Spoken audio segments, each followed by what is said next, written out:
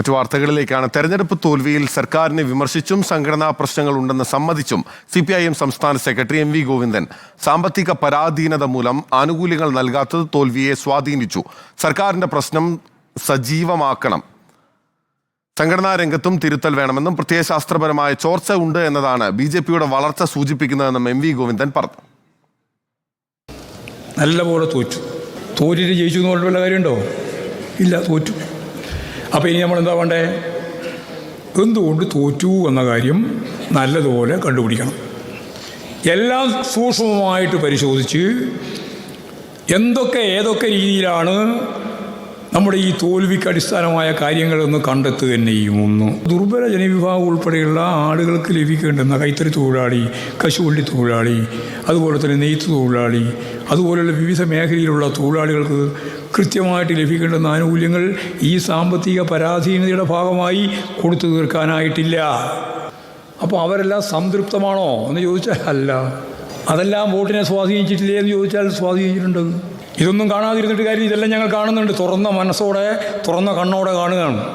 ഈ രാഷ്ട്രീയവും പ്രത്യയശാസ്ത്രവും ഉൾപ്പെടെയുള്ള ഉള്ളടക്കത്തെ അടിസ്ഥാനപ്പെടുത്തിയല്ലാതെ ഏത് പ്രതികൂല. അഷ്കർ അലി കരിമ്പിയുണ്ട് വിവരങ്ങളുമായി മലപ്പുറത്ത് നിന്ന്. അഷ്കർ, നോക്കൂ, നിയമസഭയിൽ സർക്കാരിന്റെ പരാജയം അല്ലെങ്കിൽ LDFന്റെ പരാജയത്തെ മുഖ്യമന്ത്രി പലവിധ വോട്ടിന്റെ കണക്കുൾപ്പെടെ, കോൺഗ്രസിന് കുറഞ്ഞിട്ടുള്ള വോട്ടിന്റെ കണക്ക്, ലീഗിന് കുറഞ്ഞിട്ടുള്ള വോട്ടിന്റെ കണക്കുൾപ്പെടെ വെച്ചു നിരത്തി വാദിക്കുമ്പോൾ, ന്യായീകരിക്കുമ്പോഴാണ് ഈ വിധത്തിൽ പാർട്ടിയുടെ സംസ്ഥാന സെക്രട്ടറി തന്നെ തെരഞ്ഞെടുപ്പ് പരാജയത്തെ സമ്മതിക്കുന്നത്.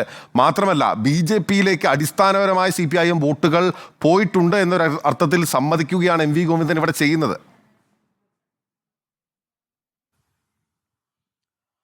ബിനൽ, തീർച്ചയായും. അഥവാ MV ഗോവിന്ദന്റെ ആ തോൽവിയെ വിലയിരുത്തിക്കൊണ്ടുള്ള ആദ്യ പ്രതികരണം എന്ന് പറയുന്നത് തന്നെ നമ്മൾ നല്ലതുപോലെ തോറ്റു എന്നുള്ളതാണ്. നമ്മൾ നല്ലതുപോലെ തോറ്റതിന് ശേഷം ജയിച്ചു എന്ന് പറയുന്നതിൽ കാര്യമില്ല, തോൽവി അംഗീകരിക്കുന്നു എന്ന് പറഞ്ഞതിന് ശേഷമാണ് ഒരു ആത്മവിമർശനത്തിലേക്കും സർക്കാരിനെതിരെയുള്ള ഒരു വിമർശനങ്ങളിലേക്കും ഇത്തരത്തിൽ CPIMന്റെ സംസ്ഥാന സെക്രട്ടറി MV ഗോവിന്ദൻ തയ്യാറായിരിക്കുന്നത്.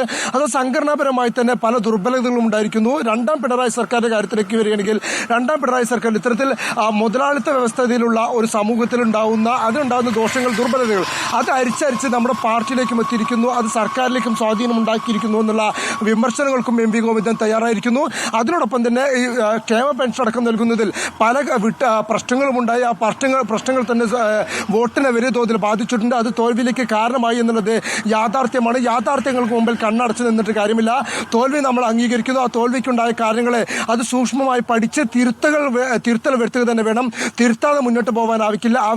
പ്രത്യയശാസ്ത്രപരമായിട്ടുള്ള ചോർച്ചകളടക്കം സംഭവിച്ചിട്ടുണ്ട് എന്നതുൾപ്പെടെ വലിയ വിമർശനങ്ങൾക്കാണ് ഇന്ന് പെരിന്തൽമണ്ണയിൽ സംഘടിപ്പിച്ച EMS സെമിനാറിന്റെ ഉദ്ഘാടന വേദിയിൽ CPIMന്റെ സംസ്ഥാന സെക്രട്ടറി തയ്യാറായിരിക്കുന്നത്. തുടർച്ചയായ തിരുത്തലുകൾ അനിവാര്യമാണ്.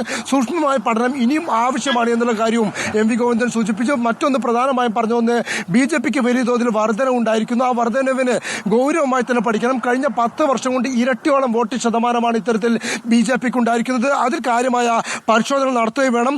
മാത്രമല്ല, ഓരോ കേന്ദ്ര സർക്കാരിനെ വിമർശിക്കുമ്പോഴും ഇല്ലെങ്കിൽ സാമ്പത്തികമായി വലിയ പ്രശ്നങ്ങൾ ഉണ്ടാകുമ്പോൾ പോലും നമ്മൾ സാമ്പത്തികമായി സർക്കാരിന്റെ ഭാഗത്ത് തോൽവിയുമായി ബന്ധപ്പെട്ട് പ്രശ്നങ്ങൾ ഉണ്ടായിരുന്നു എന്ന് തുറന്ന് സമ്മതിക്കുകയാണ് CPIMന്റെ സംസ്ഥാന സെക്രട്ടറി എന്നുള്ളത് പ്രധാനപ്പെട്ടതാണ്. BJPയിലേക്ക് CPIMന്റെ അടിസ്ഥാന വോട്ടുകൾ ചോർന്നിട്ടുണ്ട് എന്നും MV ഗോവിന്ദൻ തുറന്ന് സമ്മതിക്കുകയാണ്.